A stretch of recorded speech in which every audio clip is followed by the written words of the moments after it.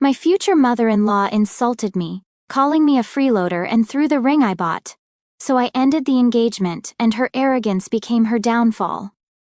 I, a 27-year-old male, grew up in a middle-class household where financial stability wasn't just a goal, it was a necessity.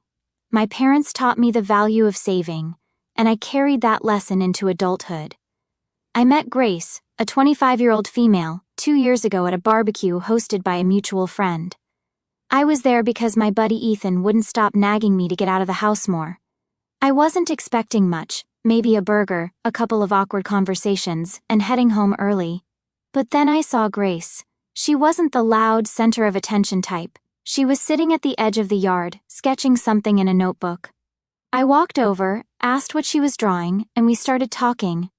She had this calm energy that was so different from the usual look-at-me type of people I'd met before. One thing led to another, and by the end of the night, we'd exchanged numbers. We clicked almost immediately.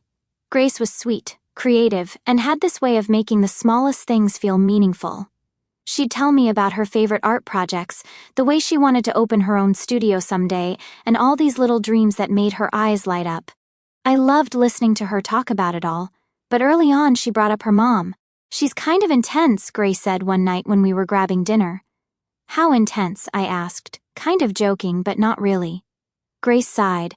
"She just has really strong opinions about everything. My job, my friends, my clothes. She means well, though. She just wants me to do well. I didn't think much of it at the time. Everyone has family quirks, right? But when I met Linda, her mom, I realized this wasn't just some quirky mom who got a little too involved. This was a full-blown control freak. Linda was polite the first time we met, but it felt fake, like she was sizing me up. She asked about my job. I work in tech, where I went to school, and then immediately asked, "What's your long-term plan?" I'm planning to grow in my role and maybe start my own company one day," I said, trying to sound confident. She raised an eyebrow, gave Grace this look, and said, "Well, stability is important. Grace deserves someone who can provide." That rubbed me the wrong way, but I let it go. Grace seemed nervous, and I didn't want to make things awkward. As time went on, though, I started noticing how much control Linda had over Grace's life. Grace had always wanted to be an artist, but Linda had pushed her into accounting because art doesn't pay the bills. Grace hated her job, but anytime she talked about quitting or pursuing art, Linda would guilt her with, "After everything I've done for you, this is how you thank me?" It wasn't just her career either. Linda had opinions about everything: Grace's clothes, the food she ate, even how she wore her hair. If Grace bought a dress Linda didn't approve of, she'd make comments like, "You really think that flatters you?" What bothered me the most was how Grace would just take it. She never stood up to her mom, always brushing it off like, "She's just old-fashioned," or "She doesn't mean it like that." At first, I tried to be supportive. I'd tell Grace she didn't need to let her mom control her, that she was smart and capable enough to make her own choices. Grace would nod and thank me, but nothing ever changed. The longer we dated, the more I started feeling like Linda wasn't just controlling Grace's life, she was starting to influence our relationship too. Linda had this way of making me feel like I wasn't good enough, even when she wasn't directly saying it. She'd make comments like, "It's nice that you're doing okay for yourself," or "Tech is so unpredictable, isn't it?" Grace never said anything when her mom made these comments. She'd just give me this apologetic look, like, "I know she's being a pain, but what can I do?" One time, we were at dinner with her parents, and Linda started talking about how men should always provide, and how she was lucky Grace's dad had real ambition. I could feel my face heating up, but Grace just sat there quietly, not saying a word. Later, I brought it up. "Why don't you ever say anything when your mom talks like that?" "She's just like that," Grace said. "It's not worth the argument." It frustrated me, but I didn't push too hard. I loved Grace, and I figured maybe this was just something we'd deal with over time. But looking back, I think that was the first crack in the foundation.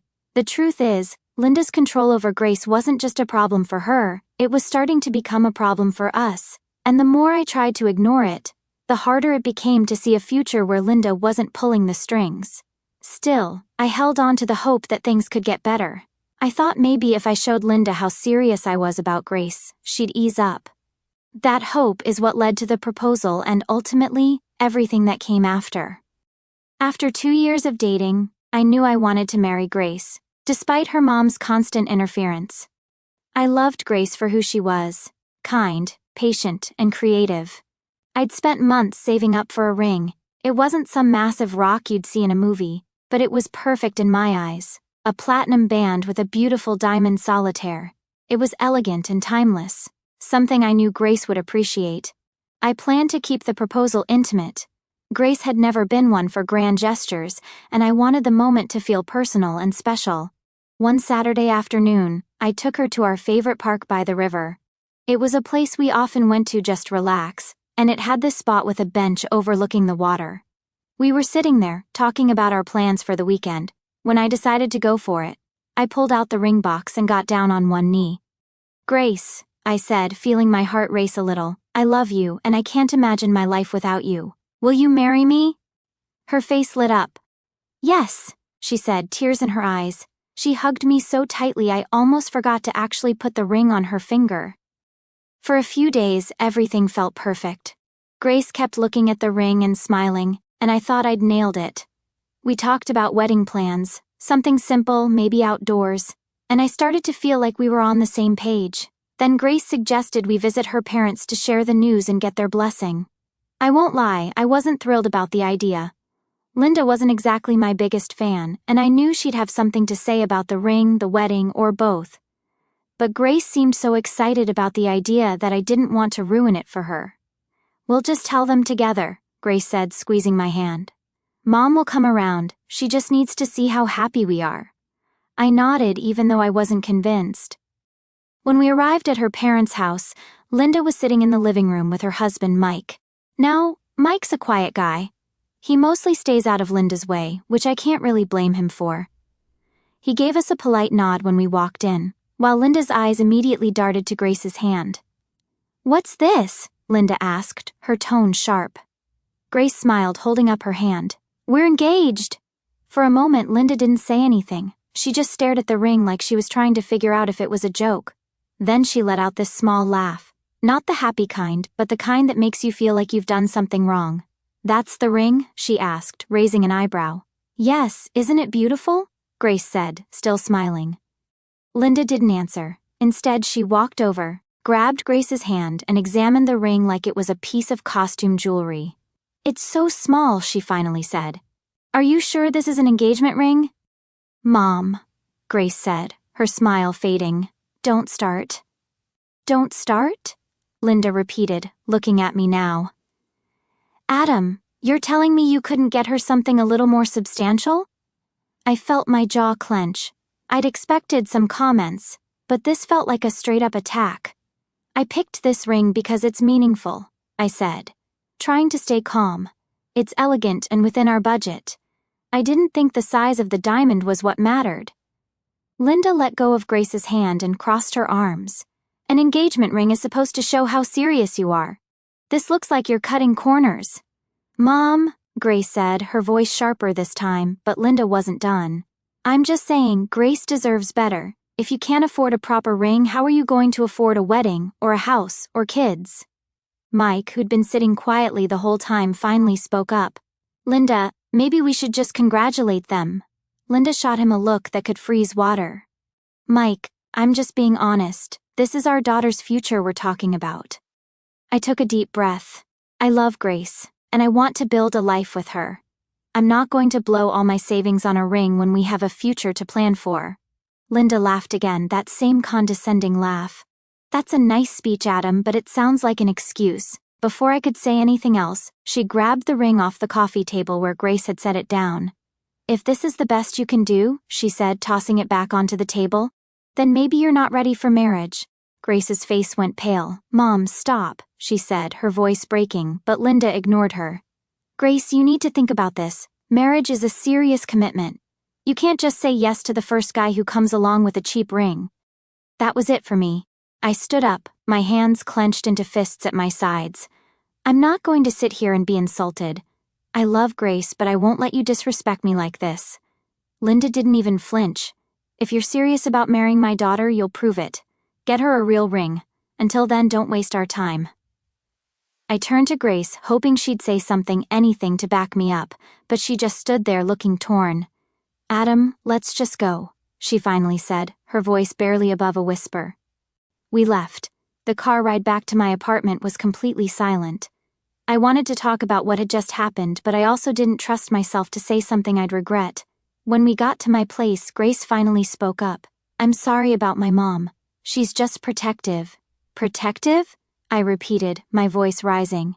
"Grace, she called the ring cheap and threw it at me." "That's not protective, that's cruel." "She doesn't mean it like that," Grace said, avoiding my eyes. "She just has high standards." "High standards?" I said, shaking my head. "Grace, she disrespected me in front of you, and you didn't say a word. How am I supposed to deal with that for the rest of my life?"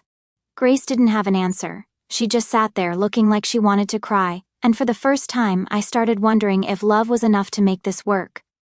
After the nightmare at Linda's house, Grace and I were in an awkward limbo. We didn't talk much about what had happened, and whenever I brought it up, she'd change the subject or say, "I'll talk to her soon." Days turned into a week, and nothing had changed. Then, one evening, Grace dropped a bomb on me. "My mom thinks I should go stay with her for a while," she said hesitantly as we sat on the couch. I almost choked on my drink. "What? Why?" "She just wants to talk things over," Grace said, not meeting my eyes. "Talk things over?" "Grace, she doesn't want to talk, she wants to control you."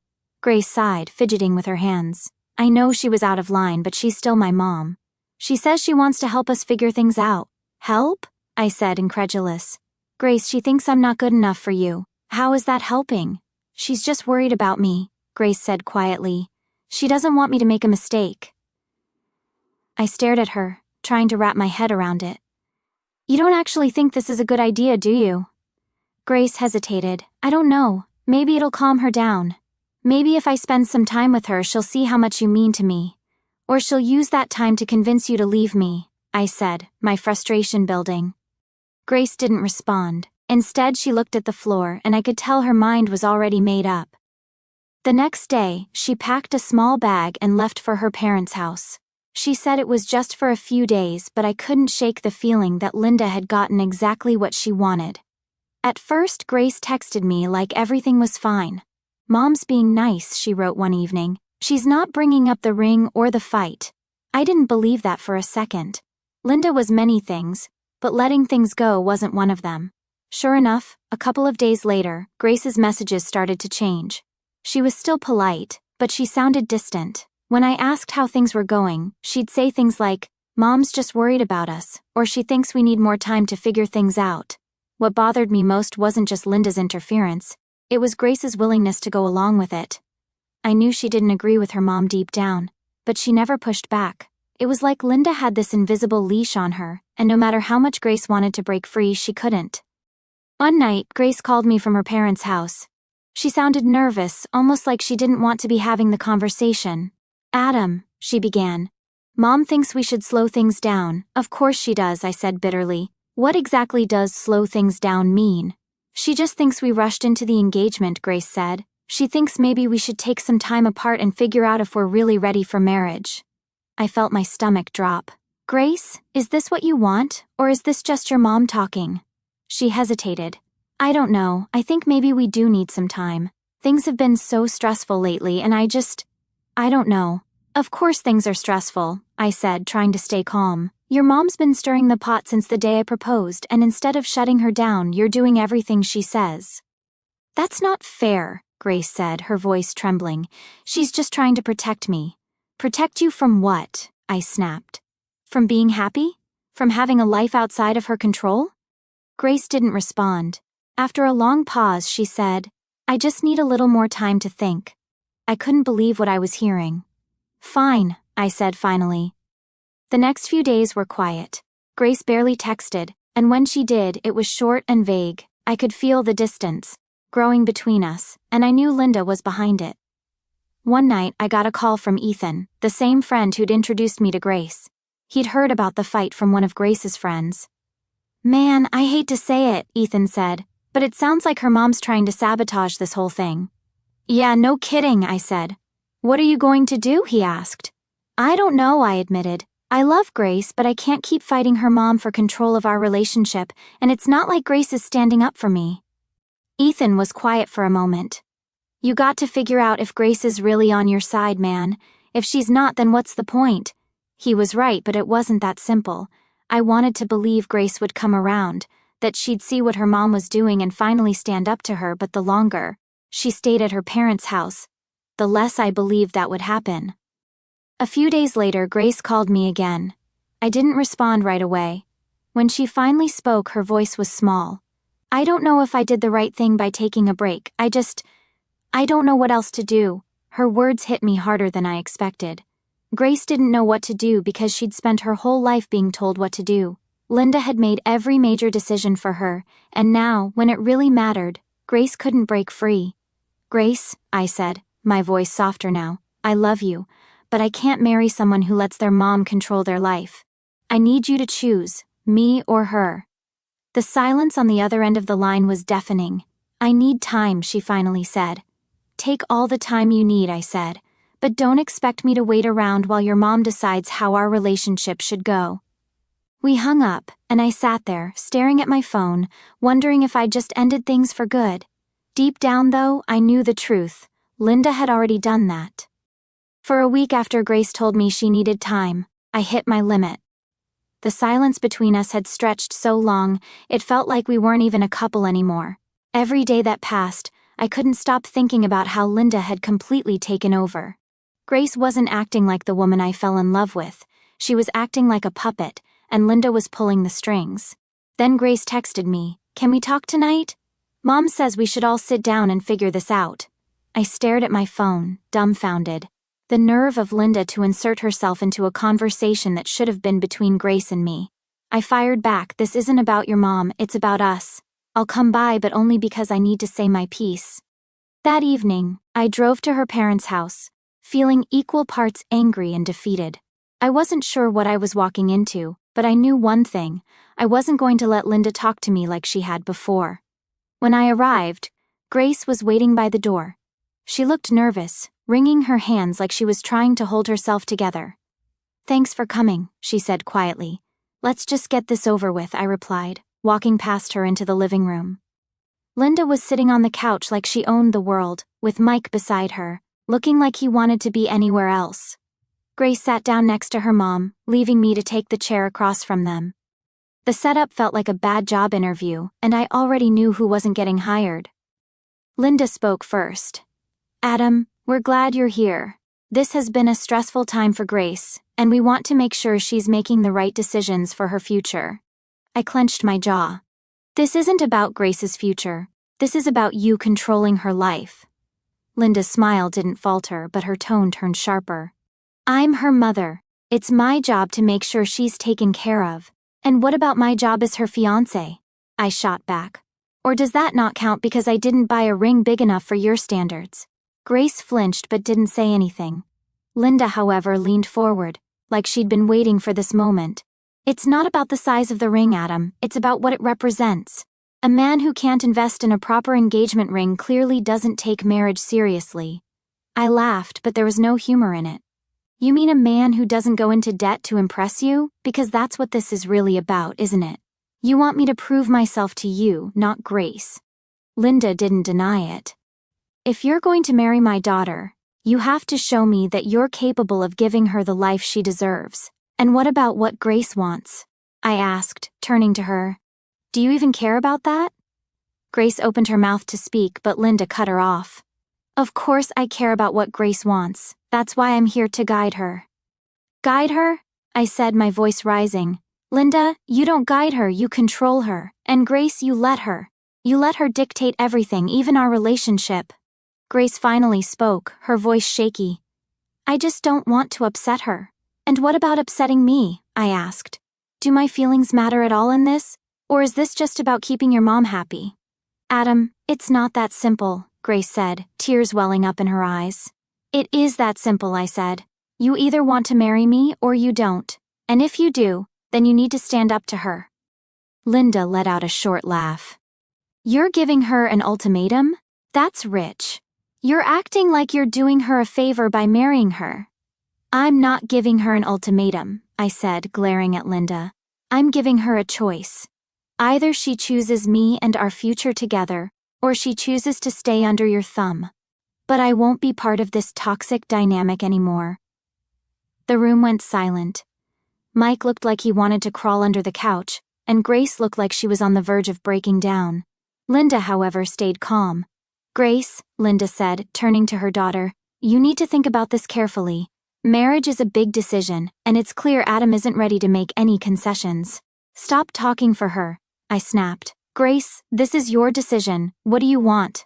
Grace looked at me, then at her mom, then back at me. Her lips trembled as she said, I don't know. Those 3 words hit me harder than I expected. I realized then that Grace wasn't going to choose me, not because she didn't love me, but because she didn't know how to stand up to her mom. I think we're done here, I said, standing up. Grace, I love you, but I can't keep fighting this battle alone. You need to figure out what you really want without your mom telling you what to think. Adam, wait, Grace said, grabbing my arm. I just need more time. I shook my head. You've had time, Grace, and all it's done is push us further apart. Linda stood up, her expression smug.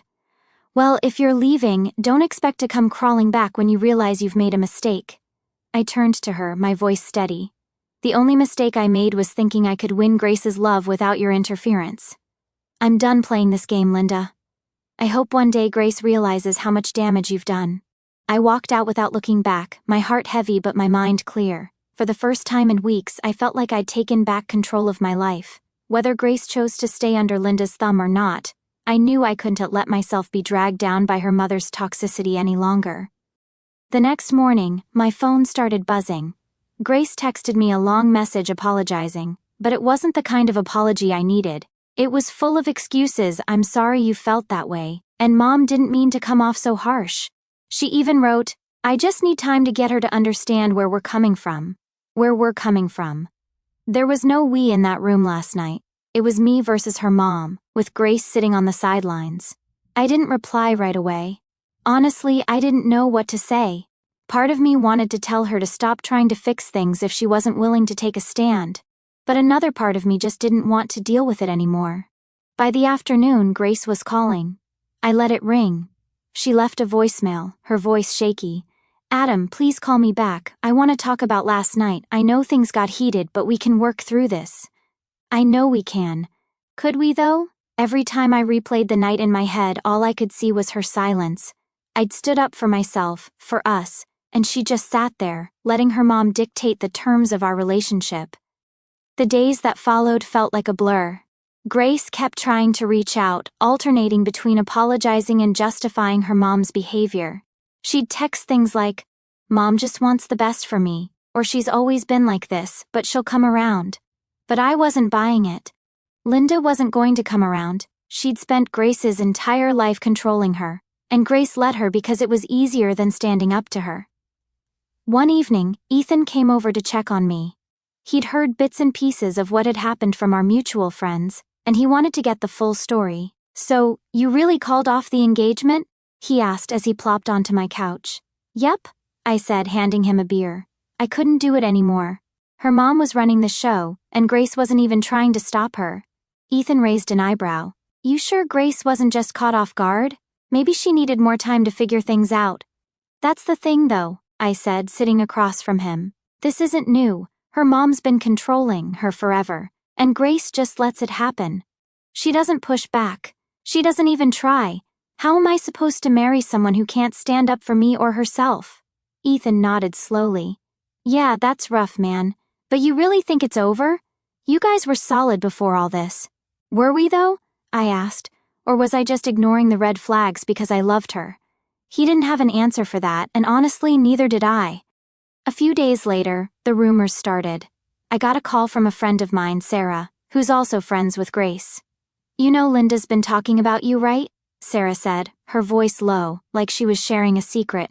Of course she is, I said, rolling my eyes. What's she saying now? She's telling people you're too cheap to provide for Grace and that you embarrassed her family by walking out, Sarah said. She's making it sound like you're some broke loser who bailed on Grace because you couldn't handle the pressure. I laughed, but it wasn't because it was funny. Of course she is. Linda can't accept that someone would actually stand up to her. She has to make me the bad guy.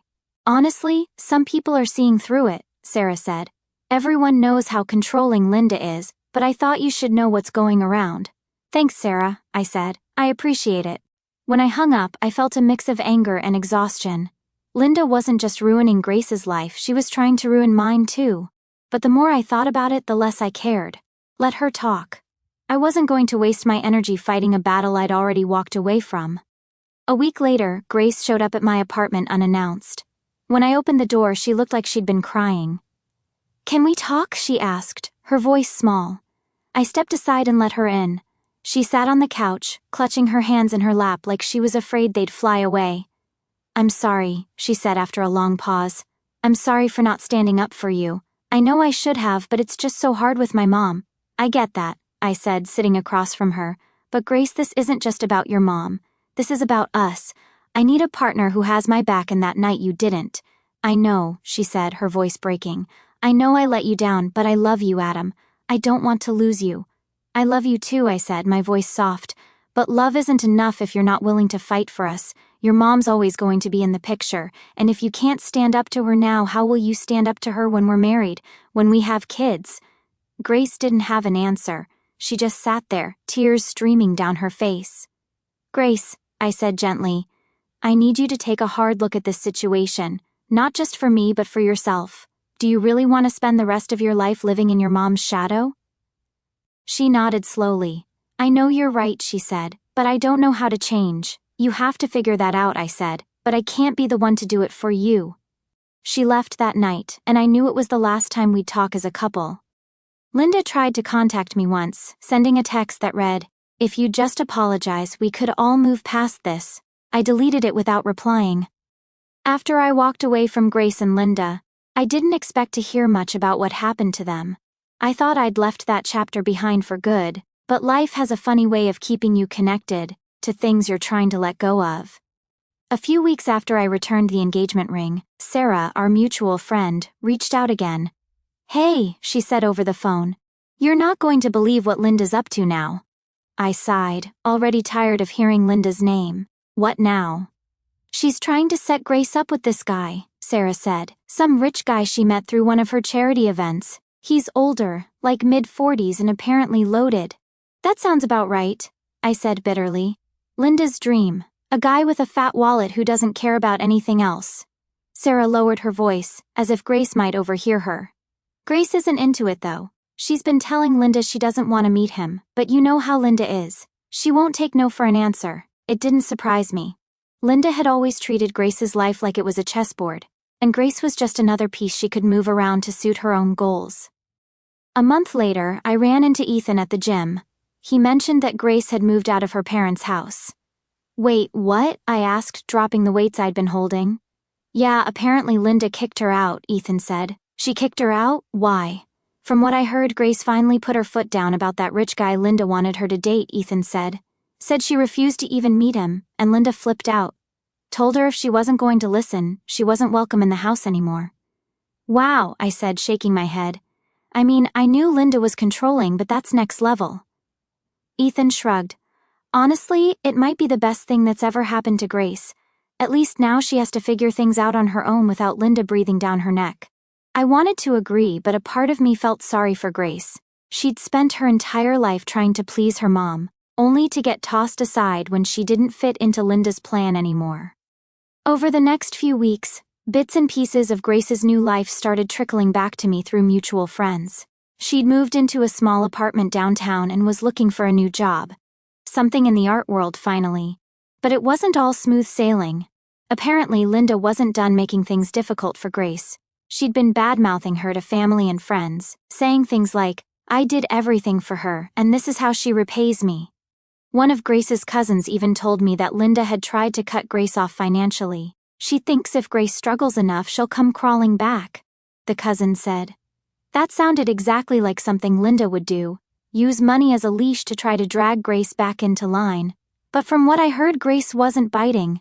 She was working odd jobs, selling some of her art online, and doing whatever she could to make ends meet. One day, I got a text from Grace. My heart skipped for a moment, seeing her name pop up after weeks of silence.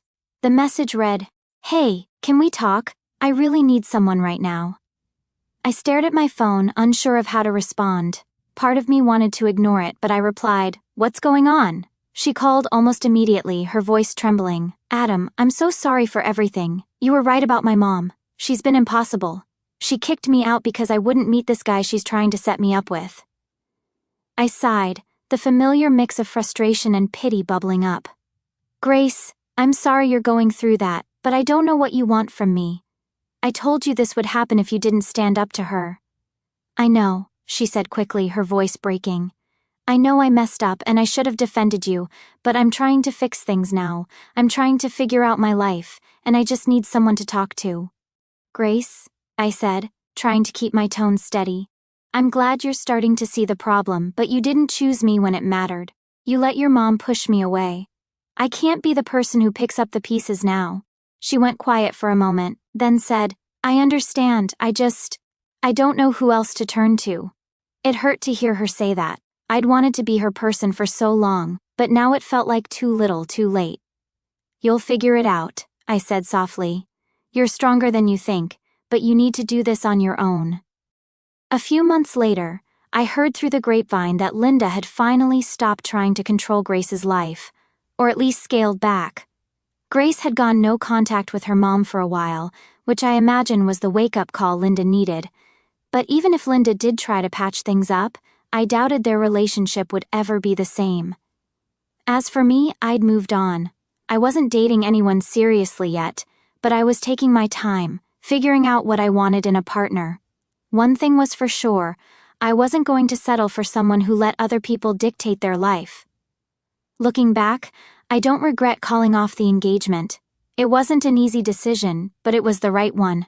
Grace needed to break free from her mom's control, and I couldn't do that for her. She had to do it on her own, in her own time.